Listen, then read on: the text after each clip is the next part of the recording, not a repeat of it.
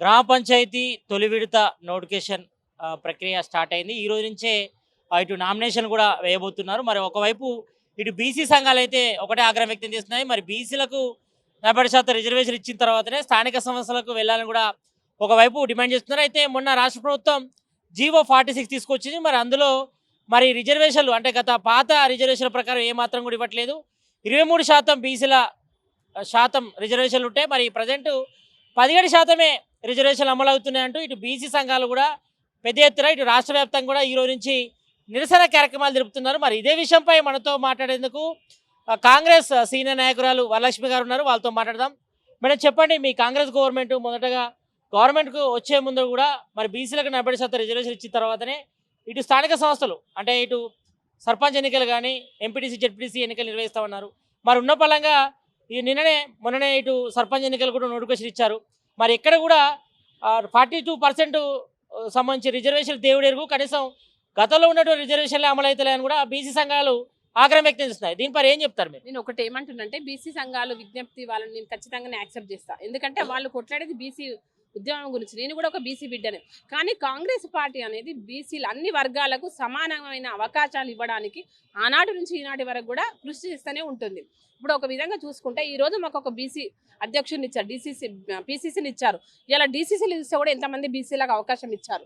మేము ఇస్తామన్న కామారెడ్డి డిక్లరేషన్ ప్రకారంగా రాహుల్ గాంధీ ఏదైతే కోరారో దాని ప్రకారంగానే కాంగ్రెస్ పార్టీ ముందుకెళ్తుంది. ఏసీసీ నుంచి ఇచ్చేవాటైనా ఇక్కడ రాష్ట్ర స్టేట్ లెవెల్లో ఇచ్చే పోస్టులకైనా కూడా బీసీలకు ఒక సమానమైన అవకాశాలు కల్పించడానికి కాంగ్రెస్ పార్టీ ముందుంటుంది. అంటే జీవో 46 తోని కొంతవరకు ఇబ్బందికర పరిస్థితులు ఉన్నాయి. ఇదంతా కూడా బీసీల రిజర్వేషన్ల మీద ఒక గొడ్డలి పెట్టి లాంటిదంటూ కూడా ఇటు బీసీ సంఘాలు ఆగ్రహం వ్యక్తుంది. అంటే ఈ జీవో 46 ఏం చెప్తుందంటే అంటే గతంలో ఉన్నటువంటి రిజర్వేషన్లు అమలు చేస్తున్న తప్ప ఎక్కడ కూడా పెంచలేదు.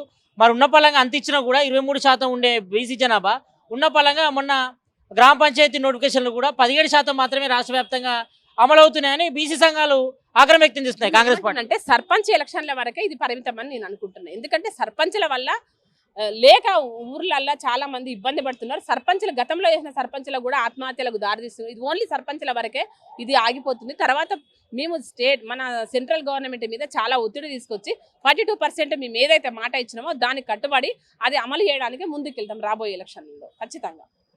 ఇటు బీసీల రిజర్వేషన్ విషయంలో ఇటు కాంగ్రెస్ బీజేపీ డ్రామాలు ఆడుతున్నాయి. ఈ విషయంలో వీళ్ళకి చిత్తశుద్ధి లేదంటూ కూడా ఇటు బీసీ సంఘాలు కానీ ఇటు బీఆర్ఎస్ కానీ నేతలు ఆరోపిస్తున్నారు. దీనిపై ఏం చెప్తారు? బీసీ సంఘాలు ఇంతవరకు కూడా మాకు సపోర్ట్ చేసినాయి. ఎందుకంటే మా అభివృద్ధిని చూసి మాకు సపోర్ట్ చేసిళ్ళు.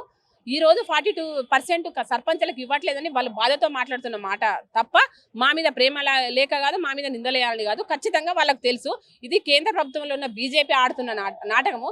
ఇక్కడ రాష్ట్రంలో ఉన్న ఈ దుమ్మెత్తి పోస్తున్న అనవసరమైన అభివృద్ధి లేకుండా అనవసరంగా మాట్లాడుతున్న బీఆర్ఎస్ కుట్రలు అనేసి వాళ్ళకి తెలుసు. ఎందుకంటే మమ్మల్ని ఫెయిల్యూర్ చేయడానికి ఈ రోజు గవర్నర్ దగ్గర నుంచి రాష్ట్రపతికి వెళ్ళిన బిల్లు 4 నెలలుగా మేము ఎదురు చూస్తున్నాం.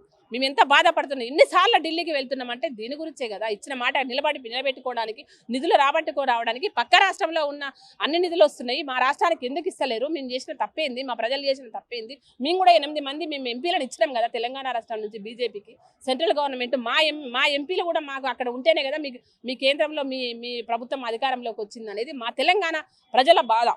కానీ ఎందుకు మాకు నిధులు ఇవ్వట్లేదు, మమ్మల్ని ఎందుకు మా 42% మమ్మల్ని ఎందుకు మీరు యాక్సెప్ట్ చేయట్లేదు అనేది మేము చేసినాము. మేము కట్టుబడి మేము క్యాబినెట్లో కావచ్చు, మేము అసెంబ్లీలో కావచ్చు మా తీర్మానాన్ని ముందు పెట్టినాము. ఆ తీర్మానాన్ని ఆమోదించినప్పుడే ఖచ్చితంగా అది ఇంప్లిమెంటేషన్ చేసే అధికారం మాకుంటుంది.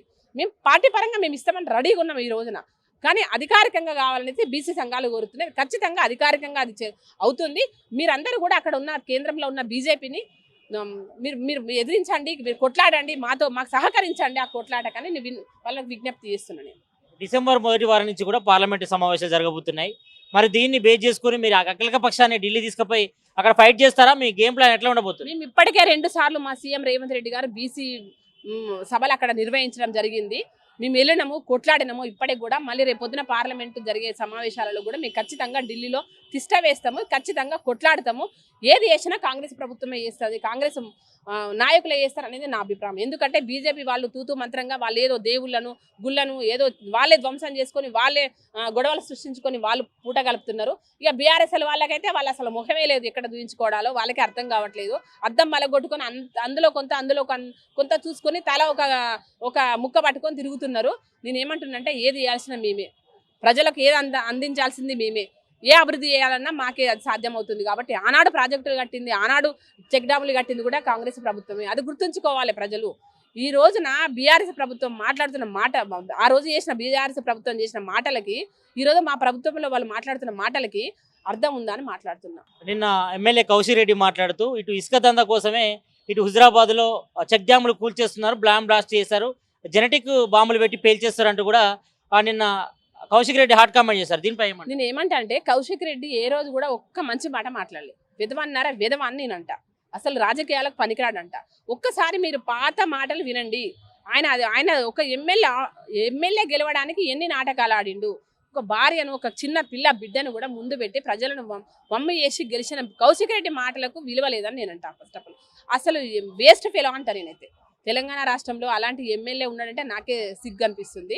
మేడిగడ్డ ప్రాజెక్టును కూడా కాంగ్రెస్ నేతలే బ్లాస్ట్ చేసిరంట కౌశిక్ రెడ్డి అంటున్నారు. దీన్ని ఏమంటారు? అది ఇక వాళ్ళ పిచ్చి ముదిరిందని నేనంట. చెత్త నా కొడుకులారా, మీరు ఆ రోజు మీరు కట్టిన విధానం ఏంది, మీరు చేసిన దోచుకున్న సొమ్మేంది. మన కాళేశ్వరం దగ్గరికి నేను ఇప్పటికి 4 సార్లు వెళ్ళిన. అక్కడికి వెళ్తే నాకు తెలుసా, నేను ప్రతి పౌరుడిని కోరేది, నేను అక్కడి నుంచి వీడియోలు కూడా చేసిన, ప్రతి ఒక్క పౌరుడు, బాధ్యత గల పౌరుడు వచ్చి ఒక్కసారి కాళేశ్వరం చూడండి. ఎన్ని వేల కోట్లు అక్కడ పోయినాయి. పేదవాడికి ఇల్లు లేదు, రేషన్ కార్డు లేదు. మనకు 2014లో తెలంగాణ రాష్ట్రం ఏర్పడి కేసీఆర్ ఎన్ని మాటలు మాట్లాడిండు. ఒక్క రేషన్ కార్డు ఇవ్వలేదు, ఒక ఇల్లు ఇవ్వలేదు, కట్టిన ఇల్లుడు శిథిలావస్థలోకి వెళ్ళిపోయినాయి. మరి ఏం చేసిండని నేనంట. మీరు దొంగల్లారా విధవల్లారా, మీరు అలా మాట్లాడకండి. మేము కదా ఆ రోజు చెక్ డ్యాములు కట్టింది, మేము కదా ప్రాజెక్టులు కట్టింది. మరి మా ప్రాజెక్టులు ఎందుకు ఈరోజు సస్యశ్యామలంగా ఉంది, నువ్వు కట్టినవి ఎందుకు కూలిపోతున్నాయి? నీలో ఉందా తప్పు, మాలో ఉందా? ఇంకా పైనుంచి మేము అందులో ఏదో బాంబులు పెట్టి పేల్చినామంటే మీకు అసలు మీ లాగులలో తొండలు తొలగియాలని నేను చెప్తున్నా. ఆ సమయం వస్తుందని నేను అంటున్నా. అసలు మీ లాగులలో తొండలు తొలగించేసి పోలీస్ స్టేషన్లో ఆ పనులు చేస్తే కానీ మీకు బుద్ధి రాదని నేను. ఆ సమయం కూడా వస్తుంది. ఎందుకంటే మేము ఏదున్నా క్లారిటీగా పనిచేస్తాం. ఇంతవరకు అటువంటి పనులు చేయాలంటే మేము క్లారిటీగా చేస్తాం. అభివృద్ధి చేసినా తప్పు చేసిన కూడా శిక్షలు వేయాలన్నా కూడా మేము లీగల్గా వెళ్తాం. ఏదైనా రేపు భవిష్యత్ తరాలకు మేము సమాధానము కరెక్ట్గా ఉండాలి. మీరు ఇచ్చేసి దొంగ మాటలు మాట్లాడి దొంగ పనులు చేయడానికి ఏ రోజు కూడా కాంగ్రెస్ ప్రభుత్వం ముందుండదని నేను చెప్తాను. మరి బీసీలకు 40% రిజర్వేషన్ విషయంలో మరి కట్టుబడి ఉన్నాం. 40% రిజర్వేషన్ ఇచ్చిన తర్వాత ఇటు ఎంపీటీసీ జెడ్పీటీసీ ఎన్నికలకు పెడతాం. మరి ప్రజెంట్ సర్పంచ్ ఎన్నికలకు నోటిఫికేషన్ వచ్చింది. మరి ఈ రోజు నుంచే నామినేషన్ ప్రక్రియ కూడా స్టార్ట్ అయింది. కాబట్టి మరి పార్టీ పరంగా బీసీలకు 40% ఇచ్చి న్యాయం చేస్తామని చెప్తున్నారు. ఇక మరోవైపు ఇటు బీసీలకు 40% రిజర్వేషన్ విషయంలో ఢిల్లీ వెళ్ళి పక్షాన్ని తీసుకెళ్లి అక్కడ ఫైట్ చేస్తామని కూడా కాంగ్రెస్ సీనియర్ నాయకురాలు వరలక్ష్మి గారు చెప్తున్నారు. ఇక మరోవైపు ఇటు చెక్ డ్యాంల కూల్చివేతలపై కూడా మరి పాడి కౌశిక్ రెడ్డి కూడా అనవసరమైన రాద్ధాంతం చేస్తున్నారు. మరి అతను రాజకీయాలకు పనికిరాడు. మరి రాబోయే రోజుల్లో ఇటు బీఆర్ఎస్ నేతలు కూడా బుద్ధి చెప్తామని కూడా కాంగ్రెస్ సీనియర్ నాయకురాలు వరలక్ష్మి గారు చెప్తున్నారు. కెమెరామ్యాన్ శ్రీకాంత్తో సతీష్, ఆంధ్రప్రభ న్యూస్, హైదరాబాద్.